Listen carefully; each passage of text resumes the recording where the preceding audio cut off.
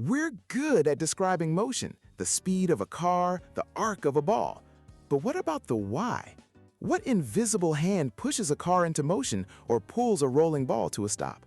The answer is force. In physics, a force is the fundamental language of interaction.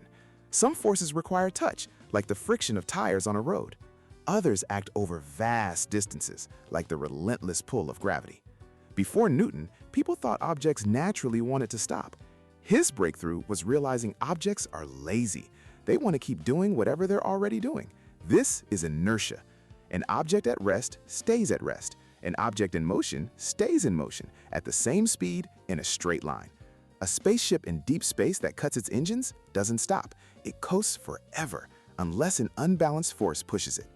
That phrase, unbalanced force, is everything. It's the sum of all forces, the net force, that dictates change.